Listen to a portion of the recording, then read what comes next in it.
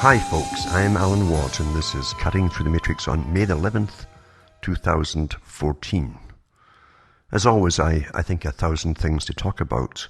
I don't plan things because there's no point in planning things until you really think through things, and then often you become almost mainstream with your planning in advance, etc. All the big talk shows do that. All sides of them too do that. They plan their articles for the future, so they become regular mainstream sort of thing. Whereas I prefer to be spontaneous and let things just come out as they will. After all, isn't that more natural? The whole point of being on the air at all is to be kind of natural, I would think. But unfortunately, the medium becomes a message, as McLuhan said, and that is so true. The media has its own format, its ways of presenting things. It even has you trained to have music overlays as someone's talking. And you've had that since childhood without thinking, why do you play music while you're trying to say something at the same time? And of course, it's psychological to an extent too. And even the ads have it, everything has it in it. And so people think, well, to be a hit, they've got to copy the mainstream. And they don't realize the mainstream is simply a method of controlling you altogether and to stop you having thoughts of your own. They do this, of course, when they give you videos at school. And I noticed that very early on when they used to use the old projection reels, etc. And they'd show you some poor animals suffering somewhere. And the music overlay, very ominous and sad, and a woman's voice talking over it in a hypnotic fashion. And that's how emotion is imprinted, and the event is imprinted in your mind, basically, for life. That's how it's done. So be very, very careful, as I say. If you want to be careful, most folk don't really want to be careful. They prefer having someone else control their mind. And Bertrand Russell said on more than one occasion that people who won't use their own minds frequently die. And he says, and he said it in many different ways too. He said some of them prefer it that way. Even if you warn them they're going to die, if they don't start using their own minds and start to think, they'd rather not do it and just die anyway. So you can't really help all the people, because partly they've been trained, that they've been taken care of by people who come out of special wombs, who you see on television and so on. And some of them are with you all your life. They live till they're about 100 years old as anchor men and women. And, granny or granddad would never lie to you. So you're trained to believe whatever they say.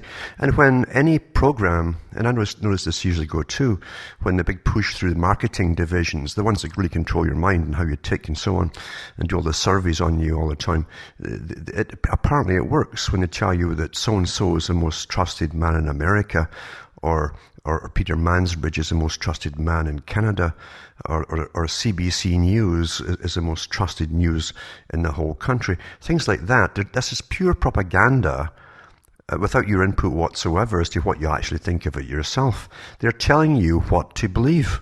And unfortunately, it works. Isn't that sad? Isn't that kind of sad?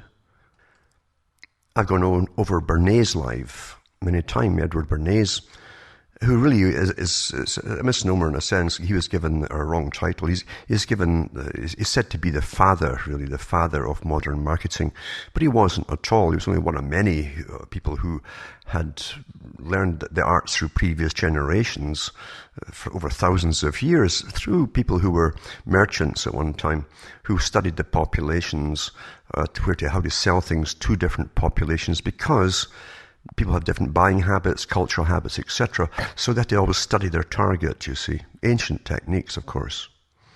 You even find this in stories about Buddha, where at one time he had to earn some money, and he came out of his jungle retreats, and being a Brahmin, he knew how to understand, how to sell things to the public. He knew how their minds worked, in other words. And you'll find this with P.T. Barnum as well, the big circus master who pulled fantastic scams and outrageous scams, you would say. And he was a master in promoting himself. That's a technique to use as well. In fact, P.T. Barnum understood perfectly well, which tells you there was definitely an operating system of those who knew the arts and sciences of propaganda and marketing and mind control, you might say. But P.T. Barnum would often sit before he went into a city with his circus acts, etc., he'd sit and he'd write to the editor under different names, letters for himself and many against himself, because he said, no news is bad news. It's all good news when they're talking about you. So he would stir up the controversy about himself, and folk don't realize they're being fooled by the same guy, as he's appearing under different names for Barnum and against Barnum. And everybody got talking about it. Oh, well, that person who talked with Bart, he was quite right. I agree with that guy. And this is how simple it is to manage the minds of the public. It's very easy to do. And once you get emotion going up, it's even better. You'll never think clearly and logically when it's an emotive subject, deliberately hyped up. You have to stand back, almost like an alien, and observe it all going on. And see how it affects peoples and how they respond to things. It's a fantastic art. Governments use it because they'll use marketing companies big time. And those who, even the war makers, use it all the time for propaganda purposes. Emotive topics are great for getting wars started. We're going in there to help so-and-so, or the Iraqis are killing babies in Kuwait and throwing them out of windows. And that was all put out at the time, and folk believed it. Standard stuff. World War I, it was the Germans were bayoneting babies with the big bayonets on the end of their rifles, and that was put out there too. So over and over again, you'll find that reason is lost. They don't want people to reason through things. They want you to be emotionally involved in something. Always. And politics uses the same tactics too, and politicians are very good at that too. Now, since people are taught from childhood to believe television, and even debaters on television with this side or that side, and the topics they use and the way it's delivered, of course, they're trained already to pick sides in any argument, and the arguments are presented to them as an argument to get them emotionally involved. You can, as I say, you can never keep a clear head if you get emotionally involved about anything. Your memory will go out the window. Facts will go out the window. They'll back up your memory. And all you do is start screaming and ranting and say, that's not nice, that's not right, and etc., etc. It's so easy. So it's a fantastic tool, mind you. And propaganda for war purposes always keeps it simple. Very simple. If it gets too complicated, they get caught up in their lies, and then people will stand back and say, well, it's more complicated than I thought. And they don't want that. They want you to be immediately into the melee and taking one side or the other, etc., etc. It's so easy to do. But I can remember too, all the newspapers from the so-called left. The left all works for the right, by the way, because they both work for the same masters at the top. But and they both end up in the same road at the end with their global governance and an organized society, planned society, etc. And everyone's working for so-called the common good of all, as the boys who run it all at the top, the big fascists, really reaping all the harvests of cash and live awfully well off it. Doesn't matter left or right, it's all nonsense. It's a technique of ruling is left and right. So anyway, you get these arguments ongoing all the time. Now, the latest one, of course, is so laughable to me about a serious subject, but they're laughable the way they're presented to you. Suddenly, the world is supposedly concerned about Nigeria. Suddenly, all of a sudden, it just happens, you see. Now, the West has been plundering Africa for centuries, for its minerals, gold, and its diamonds, etc., etc. So much stuff there. It's like the Congo. The Congo's been at war forever because the West's always stirring them up to get in so that they can get in there and plunder all the uranium for pretty well free. And the same thing is happening all across Africa. And the great global plan, of course, for those who manage the world and manage all the political parties and so on, the global plan was always to bring a big world of united groups in blocks of countries amalgamated together, and Africa was also to be one of them. Mandela talked about it too. So it's still ongoing, of course, and the old technique that the masters used to use was to invade first, you see, like Britain always did, and for good reasons, of course, to save the people from themselves. And you'd invade places like India, and before that, you would get them all warring in little tribes against each other. You'd arm different sides, and then you'd get one of the chiefs to go against another, and you get the war started, etc. Then you'd play it up in the papers, which you also own, you see, and then you give a good reason why you got to go in and stop them from killing each other. And then, of course, the British taxpayer picks up the tab as their armies are all sent over to keep the peace and to amalgamate the countries, put in the British system of law and order, and then eventually you put in a kind of government with an elected parliament on a British system, which is completely rigged, and all your bureaucrats are part of it too. They're part of the old brotherhood system. And then once, after maybe 50 years, 100 years or more, you can withdraw them. And you're guaranteed that everybody who from then on gets into politics in that country is in the pockets of the big bankers who rule from London, England, for instance. That's really the global system. And I've gone through a lot of this in the past, where I've talked about the Cecil Rhodes Society and the gravitation and amalgamations of these different groups, all working really from the same central core in London to bring in a world-type empire, you see, not for the English and not for Britain, because these guys literally are you'd almost say they're a race apart. You could say that, in fact. But they want to bring in this one globalized system. Marx talked about it too, of course. And here we are. We've got the European Union that's managed to plunder every country that joined it. And the citizens have never been so poor as they are now. They're all falling apart. They're paying so much in taxes towards this monstrosity of the European Parliament every year that has more and more plans all the time to take more money off them all to bring this global system across the world. Folk forget that Gordon Brown talked at the EU back in 2009, and he talked about Britain and the British system and the European system all being one under this global monstrosity, of course, which he loved, because he's always been in the pocket of the paymasters. And he talked about this would be a system for the whole world, a globalized system. He also mentioned too, just like Lord Alfred Milner did with his group that became the Royal Institute for International Affairs. He said that the US would join them, it'd be part of. So between the two of them, they'd bring in this globalized system, you see, for the whole planet to follow. So to conquer the rest of the world, of course, they've got to either create things that are really happening, or lie to the public, things that are not happening, or definitely exaggerate them too, and count on the fact that the public are always kept off keel logically about any particular topic at all.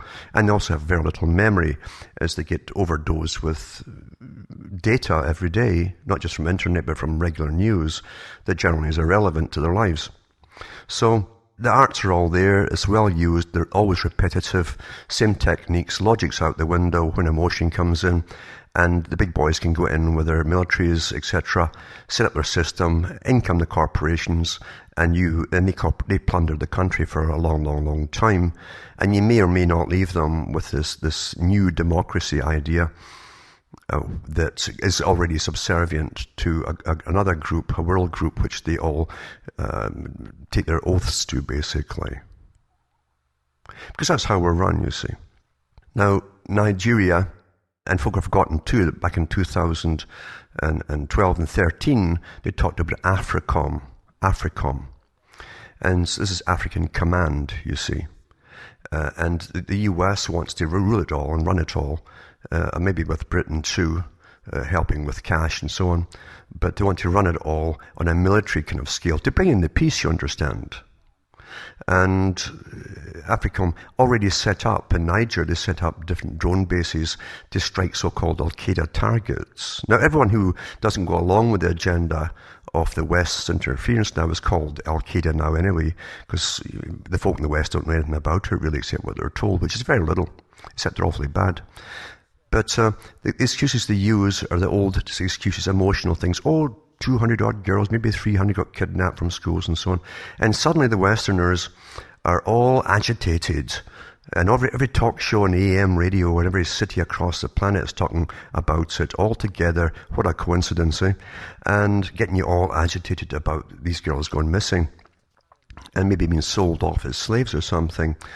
And we're all, and this is the prime concern of the planet right now. Not the fact you have no work in your own countries, not the fact you're getting taxed more and more, and your governments have signed more and more free trade deals so they can put corporations, big international corporations, businesses, into these countries they want to invade and plunder them, to help them, you understand. And also, you're going down the tubes fast with debt. We're all cap in hand. We're on our knees, actually. Actually, we've got our head on the ground as well, and our ears up in the air to the banks. So we're all debt slaves, of course. But there's always moral things to do, like going and suddenly becoming really worried about what's happening to girls in Africa. I can remember they used the same propaganda with Iraq. Oh my God, they make them wear a veil. Oh, that's a good enough reason to go and invade in Iraq. All nonsense. It's all not. That wasn't the reasons. No, they planned the war in Iraq years and years and years before even Gulf War I. How many of you can remember even that now, eh? But anyway, this is how it's done, folks. Now, the West aborts more children than it gives live births today. We really care about children, don't we? We really, really care, apparently. And we sell body parts all across the world, from fetuses and so on. But we really care about children, we say. That's what we say. The parents don't mind handing their children over to be brainwashed at an early age to the government. They never mind this at all, never. And generation after generation it goes on. They don't even know what their children are learning. Because they have been taught quite successfully. The parent's job now is not to interfere with it. Just raise the child. Just pay for the money for the child, the upkeep of the child. That's what was decided back in the 30s and 40s. Every year, too, in the Western countries, they come out with these studies telling you that more and more children are living in poverty in these countries than ever before. But nope, suddenly it's Nigeria. We've forgotten all about all the scandals that came out from the United Nations, or about the United Nations and NATO, its military wing.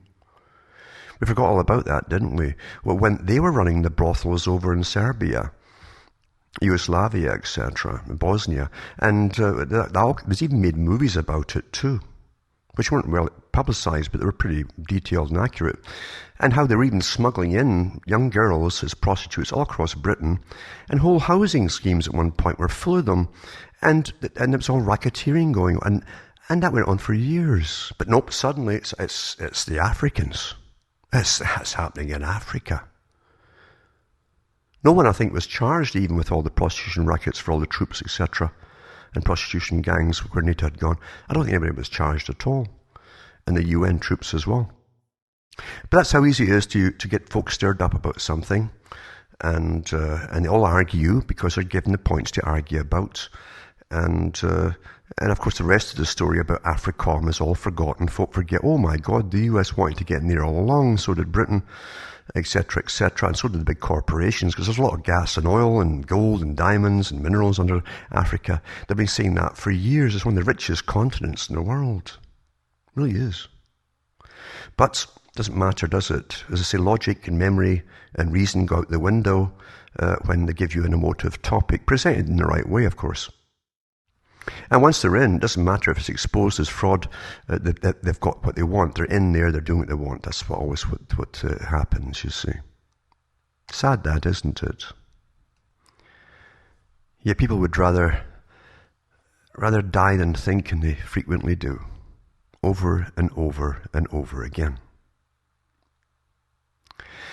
Why would the media give you any points of topics at all to argue about when they don't tell you what's happening in your own countries? Haven't you noticed how quiet the news has all gone since the Finkelstein bill went through in Australia and the Leveson one went through in Britain and muzzling journalists, etc.? Canada obviously did the same thing, but Canada's never told the public much at all. They're more docile in Canada. They're better trained. And the reason for that too is because they're more Commonwealth countries. And the Commonwealth countries, you didn't think you had a nation to start with. They were all newcomers, you see. And you took directions from England. And things just came down by decrees from the top, from England through Canada to the public. And it's never really changed. So what Canadian television gives you, apart from all the far left stuff that they want you to think about, is also, and it's run by the government, don't ever forget that too, But the CBC, for instance, gives you all these different topics and little rural things that happen in Canada, little quaint things, as though you're some backwards little country or something. And that's what you think about. Oh, it's quite nice and so on. Yeah. They never tell you about the quaint little places in Canada, though, where literally Maurice Strong would be proud. You give more blood to the mosquitoes and the deer fly and the horsefly every year than any other creature. I don't know why they call them deer fly and horsefly. It's people they love. I know that from experience, believe you me. And you really get anemic. Oh.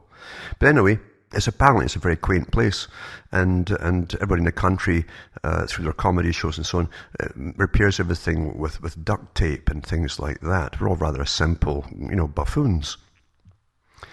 So this is how it's done. But I say Canadians are awfully placid about things. In Britain, they give you a little bit more hype. It's always in the same tradition, left wing, right wing, and all that kind of stuff. Which is boring. You've had it your whole lives long. And if you can't figure out the left and the right all work together, then there's no hope for you at all. There really is no hope for you whatsoever. The States is no better. The States come up with a fallacy, many fallacies in the US, that everybody was free. That's a fallacy number one. They also think through Hollywood that most of their ancestors were all cowboys, which isn't true at all. And they have no memory of all the factory towns that went across in the late 1800s, early 1900s, privately owned factory towns owned by factors, they call them. That's where the factory comes from. And they had all the houses were owned by the factor. All the equipment was owned by the factor. You bought your food using the factor's credit money, his own token money. So it all went round in a circle back from the factor, from his factor store. And so your clothing, everything, even the tools you would have to buy yourself to go down the mines. That's the reality of the US. And so, define freedom. You ask your friends to define freedom, you get a whole bunch of different answers. What freedom is. One woman from New York she said she was free because she said she can shop at any time, night and day in New York, to any store she wants. She can go and shop. Shopping, that was freedom to her. Folk have varied ideas of freedom, what freedom is. But, of course, at the same time, we're given the propaganda, which is overwhelming in these days, that we're all collectively together on something. And great enterprises, we're all in it collectively, even if you don't know the names of them or the abbreviations for them. You're all apparently in it together, and you're willing, and you're giving up you're sacrificing willingly all the cash that you're earning for your masters and so on, who live awfully well off this system. I've often wondered about servants. Servants, I thought, always got less money than the average working person, but they don't. They get an awful lot more, and perks too, and privileges. They still call themselves servants, eh? Isn't that something? But getting back to Nigeria, you'll never get the truth from the big boys, what they're after, but it's quite simple to do a search on the internet and go over previous news. It's a scary thing to folk. They have a whole reality of fiction. And that fiction becomes what they call their id, the whole complete persona of themselves that they hang on to. And if you burst it, they'll turn on you viciously.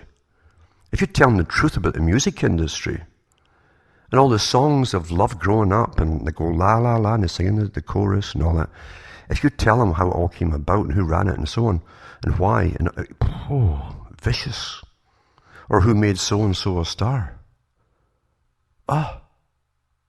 beware. People love their fallacies.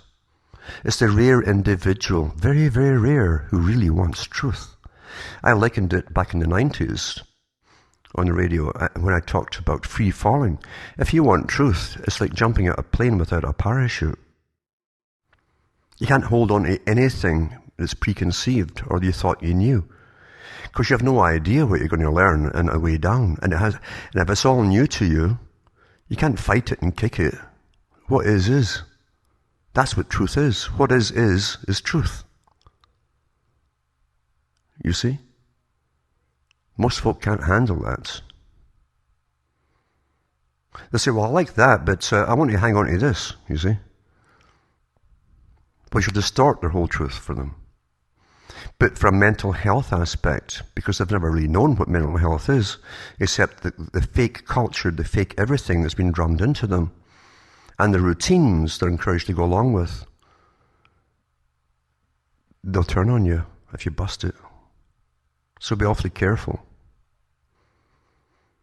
The old meaning of identity crisis wasn't nothing to do with genders or sexuality. It was to do with what you perceived as the id, as you and your place in the world and its place to you. And your whole persona and how you saw yourself fitting into that whole world system.